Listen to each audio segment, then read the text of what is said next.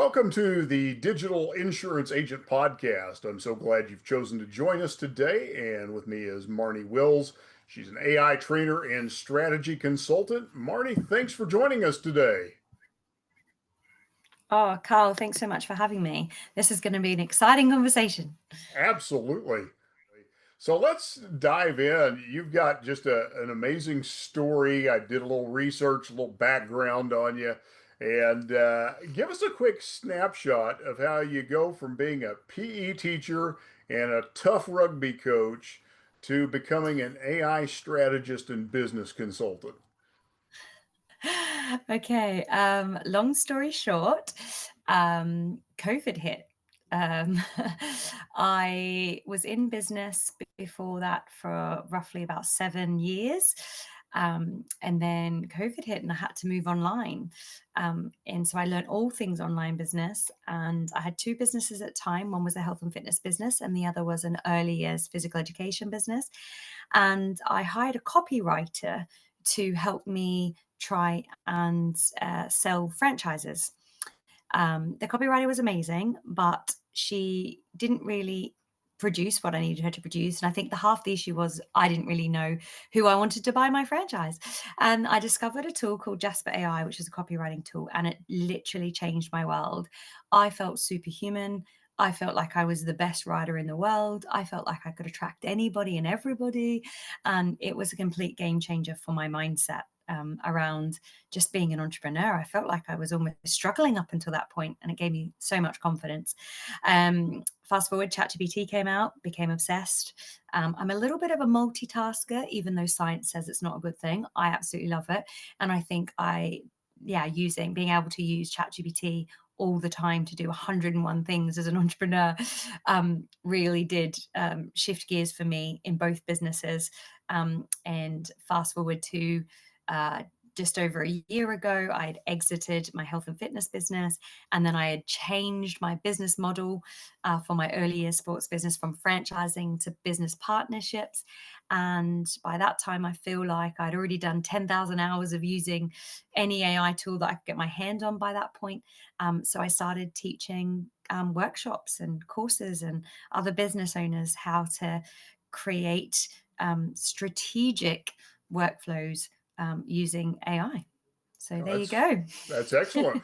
And I want to say I'm grateful that you've chosen to be here today because ChatGPT 5, arrived today. So you really, there's a lot of things you could be doing today. So thank you for being with me. Well, I must say, although it is my job, I do sometimes feel like I'm behind. It can be really overwhelming. I've just finished doing a little training on study mode, which came out 2 weeks ago. And Gemini has a new learning model as well. So I haven't yet touched ChatGPT 5. I don't think I've got access to it. I'm in the UK. I'm a little bit of a slow adopter here. But again, I'm still trying to get my head around the AI agent in ChatGPT. So, although I think that I am ahead of the curve, I still, play catch up a lot. Excellent. So you often talk about AI as amplified intelligence rather than artificial. Why is that mindset shift so critical, especially for a business owner? Yeah. I think there's two main reasons. First of all, there's a lot of scarcity mindset around AI taking jobs. There's a lot of mindset around, AI not producing what you want it to do, content creation example, rubbish in, rubbish out. There's a lot of negative thoughts about how to use AI. And I think that comes down to the fact that we've been given this amazing digital, tool to use as such, but we actually don't really know how to use it. We're all still learning and scraping our way through. So I think that the most important bit to remember is that AI is there, and it is very, very smart. As we know, it's the smartest thing. Many of the models are getting on par with PhDs of many, many subjects. However, it's not going to replace us, and we should use it to amplify our intelligence. And the way we do that is to have this mindset of, can AI collaborate with me to do this faster, better and more creative, and make sure that you're always asking the AI to ask you questions. You are the human, you have the domain expertise, you have the knowledge, the experience, and the perspective. And it's really, really important that you use the AI to help get that out for you. I think that's so valuable to remember. You have to be the expert. So I love the way you frame that. That it's not the replacement; it is the amplifier. So I think that's a valuable nugget for anybody listening, and appreciate you framing it that way. So now, when I speak to business owners, most are stretched thin, and so we start talking about AI, and you can kind of see them shoulders slump. They take a deep breath.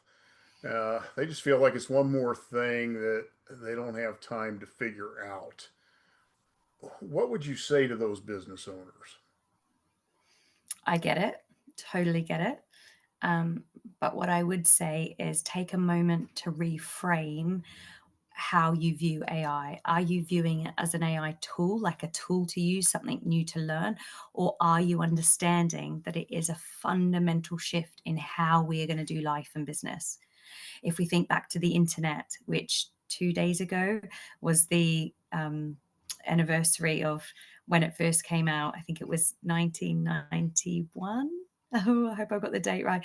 But anyway, it changed the way we did everything, from access information, from learn, from communicate with each other. It changed everything. And then we fast forward to smartphones and social media, it changed everything. The way that we as humans use that technology. AI is the same thing. It is not a tool. It is changing the way we do life and business. It's going to change the way we speak to each other. It's going to change the way we learn. It's going to change how we can create. It's going to do all of those things for us. So we need to have that mindset shift as the first thing of it's not about the tool. It's about how you decide to use the tool. And the first thing to think of is how can AI do this and collaborate with me to do this faster, better, and more creative. And if you can switch that mindset to always think that, um, and just start any AI model, it doesn't matter. It could be Copilot in your Microsoft, it could be Gemini in your Google Workspace, it could be ChatGPT because we know that they've got 600 million users. Like it could be anything, that doesn't matter. You could go to Perplexity, which is my favorite tool.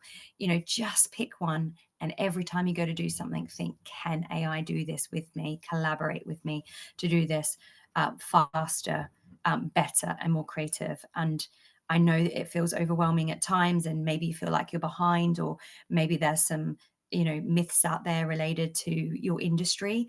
But I promise you, we are moving into AI being our sidekick, our strategic partner, it could be our therapist, it could be our personal trainer, it could be your executive assistant, it can be anything you want it to be.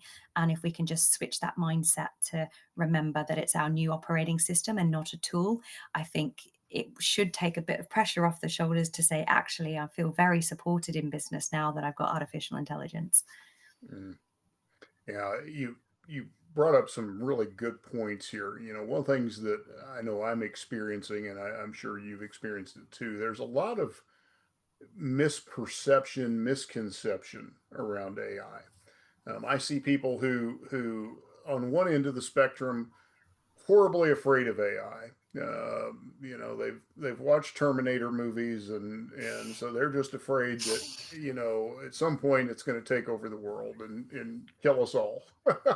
On the Yeah, other yeah. side, you've got the people that think ChatGPT is a magic genie, that somehow they push a button and poof, everything magic happens.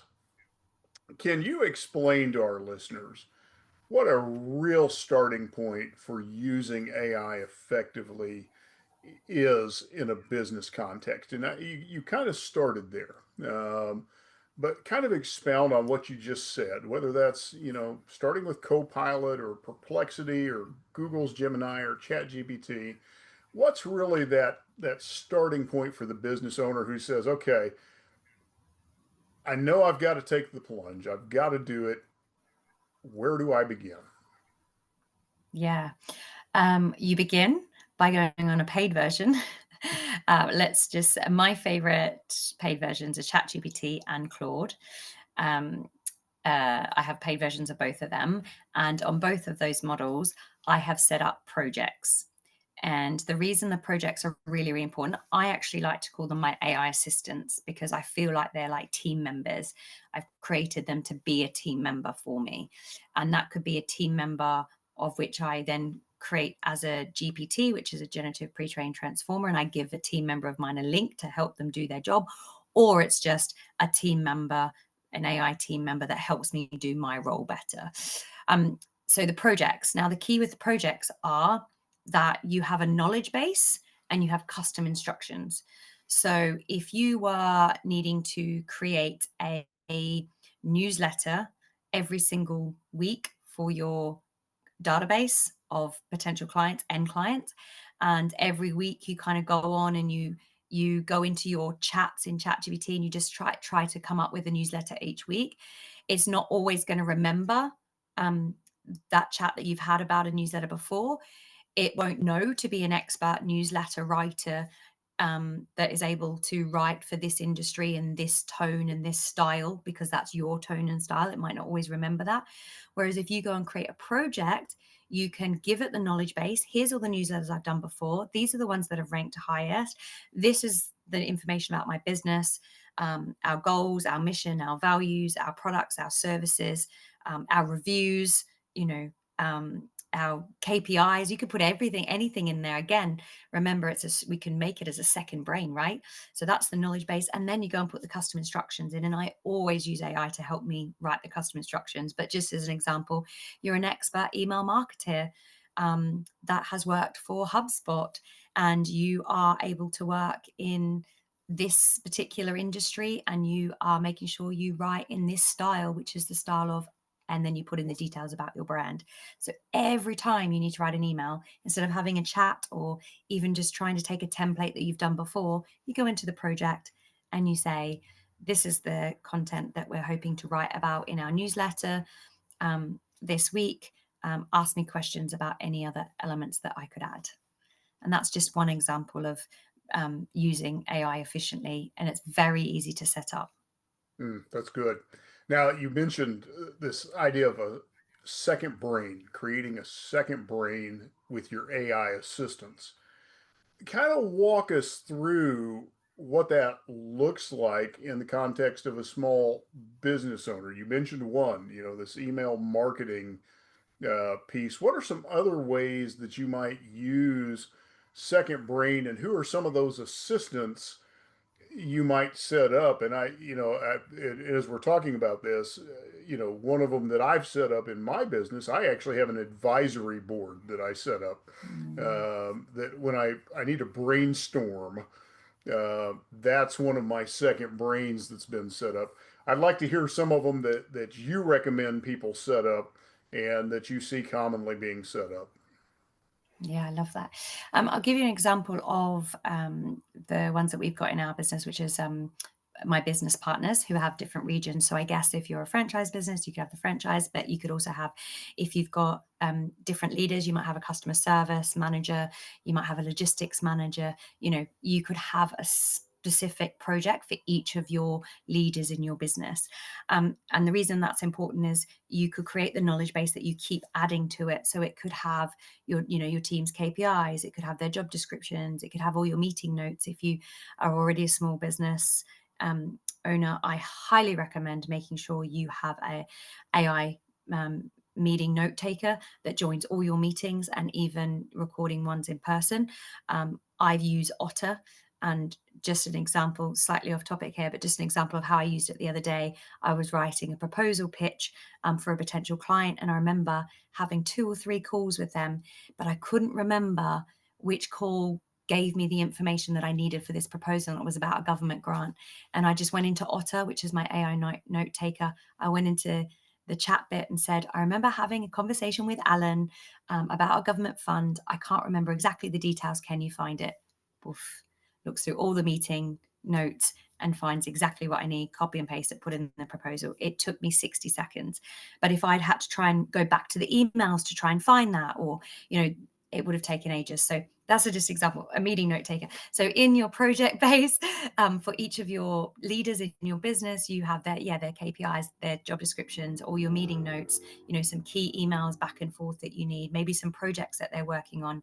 And then again, you're saying, okay, you are act as my executive assistant, helping me make sure that I am keeping on top of projects for this person, this job role within the company. You could create whatever you wanted there. I often say, you are a second CEO, is how I often say it. So you're the second me. And here's how I like to talk. And these are the things that I like to progress on. And, I've given it as much information as possible about that. So that's a really good starting point for small business owners, I think. Oh, perfect. And a couple of things that I want to, break down here. If you're working with a small business that's doing, 500,000 in revenue each year, what are the first two or three AI workflows or assistants that you would set up for them? If you were a consultant coming in, they've not been using any kind of AI automation or any automation really, what would you start with? What would be your starting points? Yeah. So I think the first thing would be we would decide on a Teams or enterprise account, whether that would be with, Microsoft, Google, ChatGPT, Anthropic's Claude. We would start there.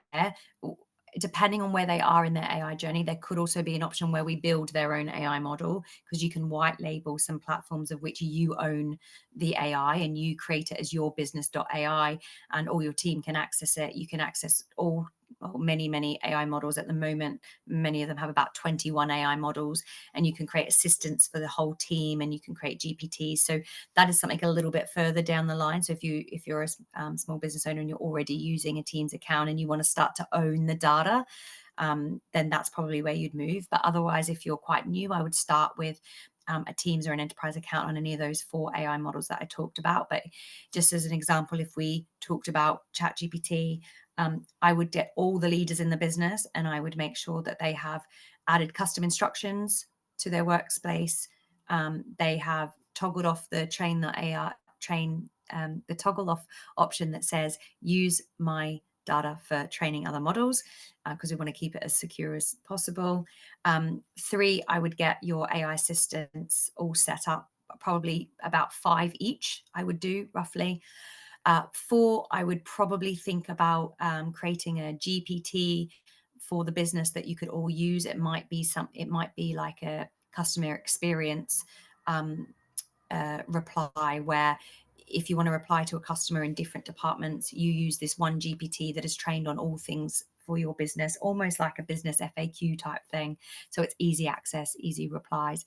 And then lastly, I would 100% be encouraging every single leader in the business to be doing at least one deep research task a week, whether that deep research is lead generation, putting in your top 5 clients and saying to ChatGPT deep research. And by the way, there are other platforms that do really good deep research as well, like Gemini and Perplexity, and there's an agent called GenSpark.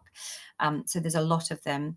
But the idea with the idea around a deep research is that the agent goes off and it researches all of the internet and finds as much information about what you need as possible, and then brings it all together in one kind of report or whatever you ask it to do. So I would do lead generation. Here are my top 5 clients. I'm looking for another 10 to 15 of these clients. But I want to know, what are their pain points? Who are they using now? Where do I find them? Give me the LinkedIn profiles, all of those things that you could ask for, whatever you like, and give it to me in a spreadsheet format. And the deep research agent will go off and do that. Another one could be competitive analysis. Here are my top 5 competitors. What, who are they? Who are their clients? How much are they charging? What are the industry trends? Where is the gap in the market? What's my USP compared to theirs? Let this agent go off and do it. And then another example could be just finding trends in the market. What is your industry going through, can you find any trends of which you can talk about, or in the industry papers? I mean, use this deep research at least once a week, because the information that you'll get to be able to help you give a better experience to clients or create content or, again, some lead generation, is really, really important. That's good. And you brought up, content creation, lead generation. So that really, brings us into one of the common uses, and that's the marketing side of things. So, a lot of small businesses are outsourcing their marketing, or they get sold this one size fits all, you know, cookie cutter solution. How can AI help a small business owner bring some control back to their marketing and bring some of that in house and still be a time saving solution for them when it comes to their marketing? And kind of like you found in your own, story, you started using Jasper and found you were putting out world class copy on your own. Kind of elaborate on that if you would. Yeah, so I think there's quite a lot of things you can actually do, but um, I think the best thing to start with is, can you repurpose some of your content that you've got already? And again, you can create a project that does this for you. You can customize it and say, here are my top LinkedIn articles as an example. And this are my top LinkedIn articles, and these are the current trends in the market.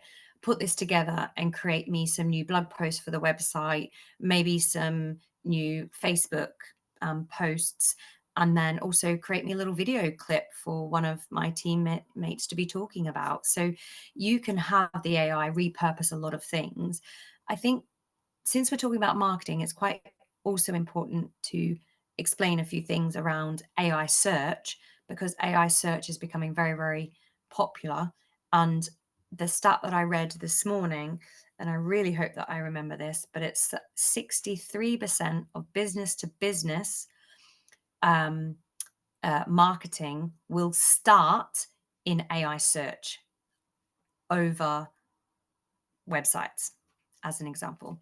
So because we're moving there, we're moving to AI search, it's really, really important that the content we're putting out there is bottom of the funnel content. So content about the results you get for clients, testimonials, how you do what you do and why you do what you do, not what you do.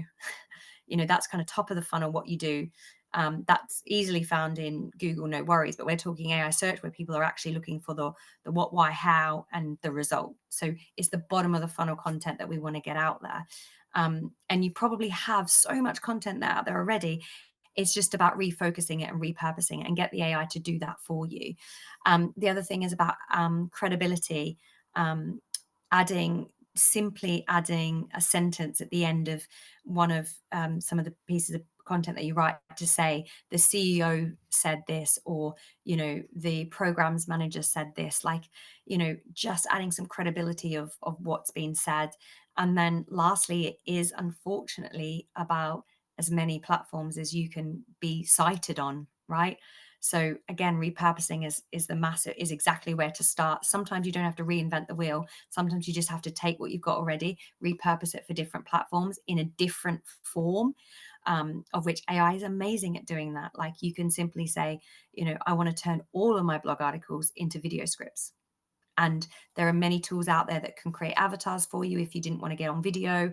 There's many tools out there that can clone your voice. 11 Labs is amazing. So there's so many tools out there now that you can use. In terms of workflow, I would start though with the repurposing. If you can create an AI assistant that can repurpose for you, I think that's a really, really good start. That's great thought. Kind of looking ahead, we're raising kids now in an AI first world.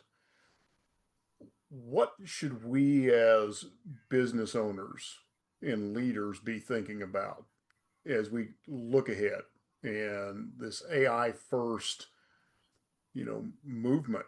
How should we be rethinking the way we do business and the way we lead out? Oh, juicy. I like that. Okay. First of all, I would really love to encourage everybody to be using AI as creative and strategic as possible, and not to be lazy users, as I like to say. And what I mean by lazy users is you ask for content, you check over it, you think it's okay, and then you post it out, right? That's a bit lazy for me because that's not adding that domain expertise. Instead, it's this is the content, this is my knowledge and experience, or ask me questions about my knowledge and experience, or tell a story, or add that human element to it, and then post it out. Because if we don't do that, the next generation is only going to get AI regurgitated content out there, and I don't think that's cool. I think secondly, we need to be really big on keep reminding the AI about how we're human and how we like to be spoken to, speak to people the way you want to be spoken to, treat people the way you want to be spoken to, like constantly giving that feedback to our AI as we're through in the conversation. And the best way to do that is to use voice mode on AI. Try to talk to an AI at least once a day, and be talking to it like it's your smartest super intern, or like it's your therapist, or I don't know, like it's your mom. I don't know. Like, just have fun with it, but start to talk to the AI, because that is how it's going to learn how us humans like to interact. And I think we'll be able to get a little bit more emotional intelligence in there for the AI than it has now. Um, and then I guess I honestly think that the way we are going to learn is changing. We are no longer going to be consumers, learning through PDFs or reading a book or, watching a video.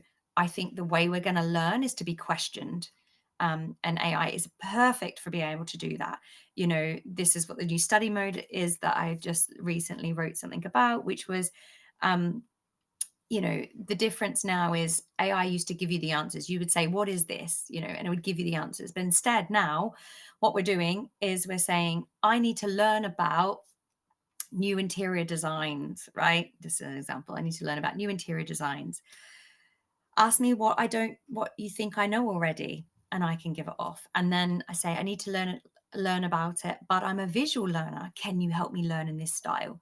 And instead of telling the answers, it's helping work out where you are, filling the gaps, and then meeting you where you are with your learning styles. And I think the more that we can try and use this in business, for the different types of generations that are coming through our workforce, I think the better we're all going to be at using artificial intelligence for life and business. Good. Yeah, I love that. And that also brings us into the discussion of ethics. So you work on AI literacy and compliance. So what is your perspective when it comes to data privacy and this balance between innovation and responsibility when we're dealing with AI? Yeah, I have to say it's really, really important for me to tell you that I'm a massive optimist. And I believe all things are going to be great. And also that I have no experience at all with any type of ethics. My brain doesn't quite get around it. So I'm going to answer this in a very entrepreneurial, um, life is roses perspective, but everyone's allowed their opinion, right? So here's mine. um, I do not put sensitive information into any AI, and I do not encourage anybody to. Um, However, I do leave on the ability for my AIs to train on my information, because, again, I like to feel like I'm contributing to the way that AI is learning. However, that isn't for everybody, and that's fine. What I would say is if you're in a business, if you have some intellectual property, whether that's frameworks, whether that's designs, whether that's things that are yours, it is really, really important that you are looking at the data security in your AI, and you're thinking about how that's actually being shared.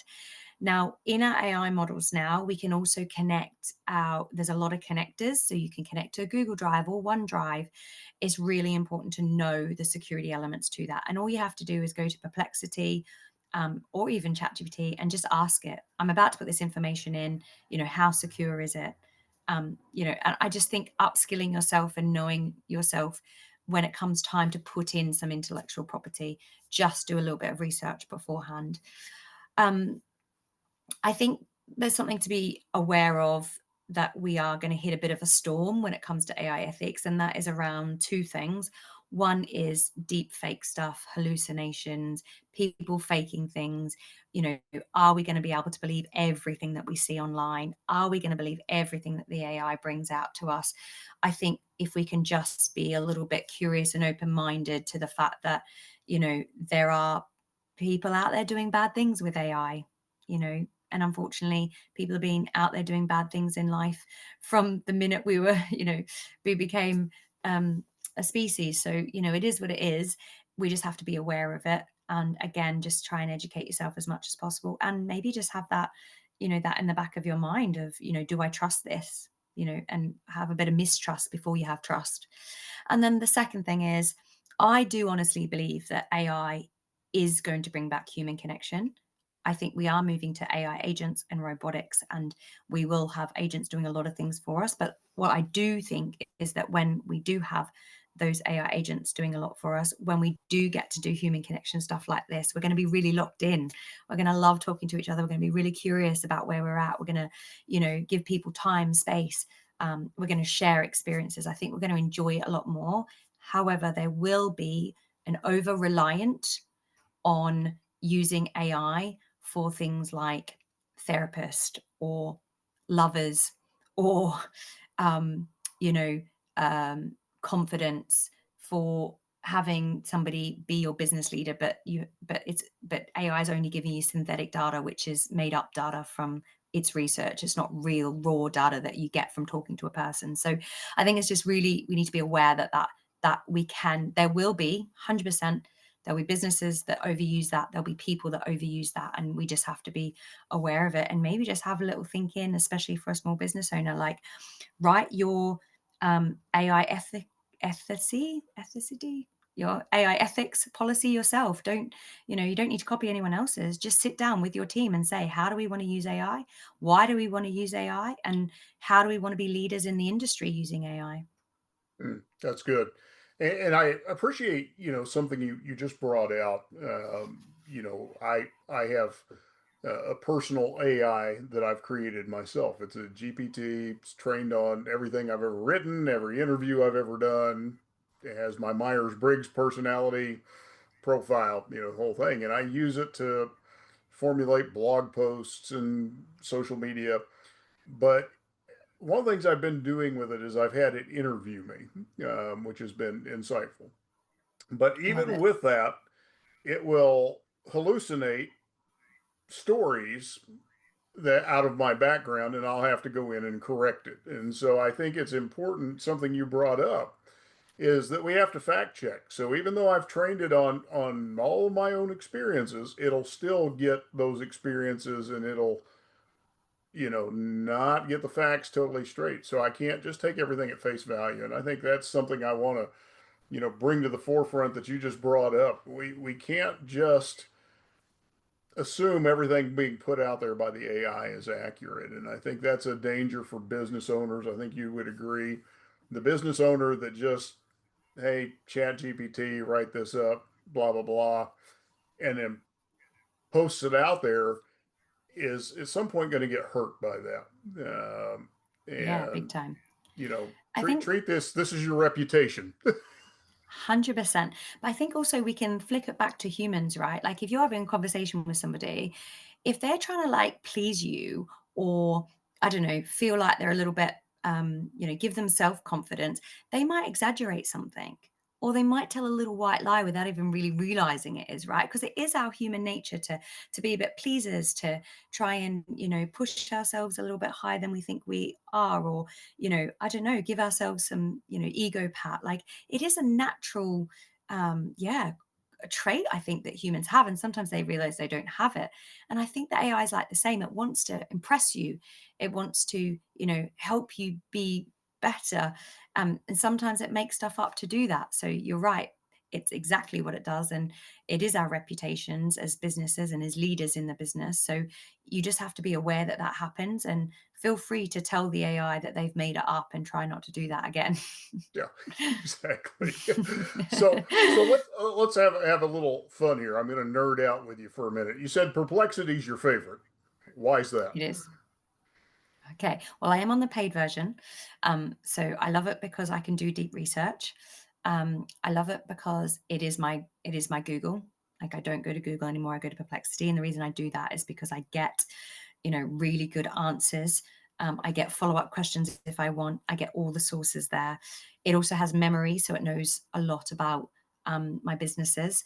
Often when I'm doing research for clients, I have to say this is for a client because otherwise it's going to get really confused and give me information relevant to my businesses rather than their businesses.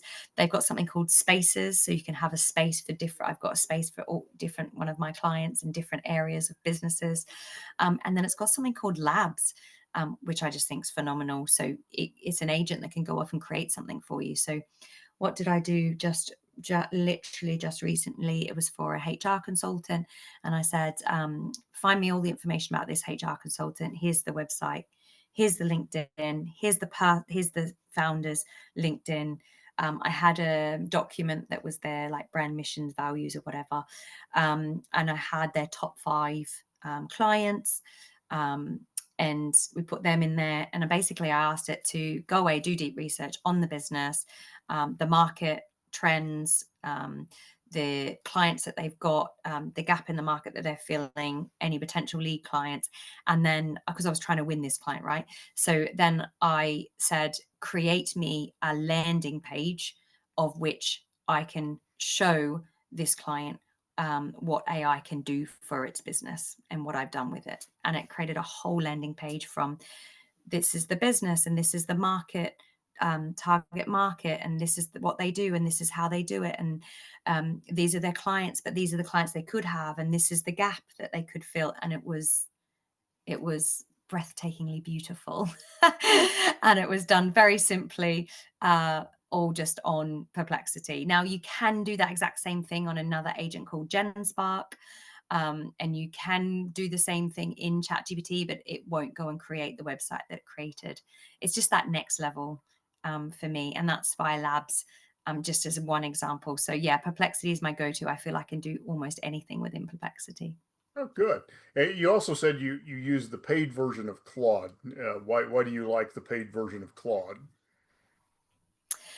Um, Mainly for the projects. So again, it's like it's where all my AI assistants are. I moved to Claude because I liked the vibes a little bit better.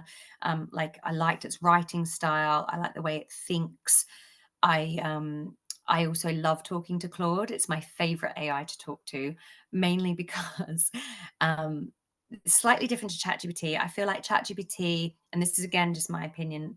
I'm not sure there's any research to back this up, but I feel like it's really creative and it wants to help you think outside the box, and it wants to give you new ideas.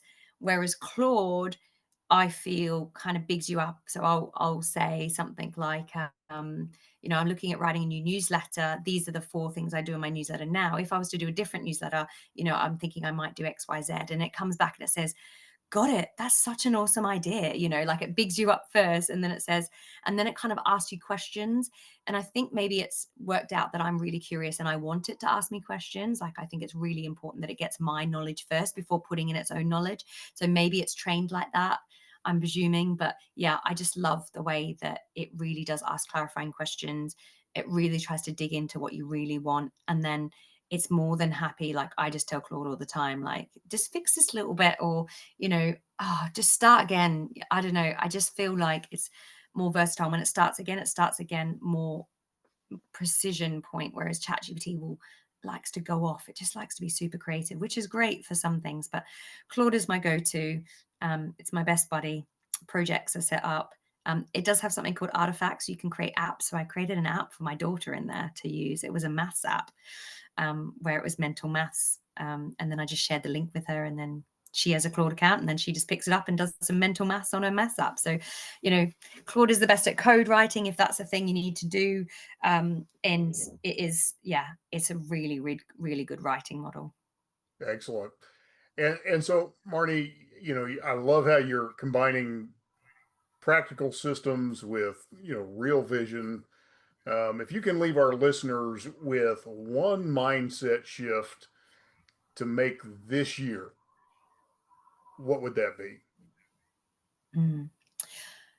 I'm going to do two because I've already mentioned one. So the Okay. one that I mentioned earlier was changing your mindset around AI being a new operating system and not a tool. So I've already discussed that. So I'll just remind everybody of that one.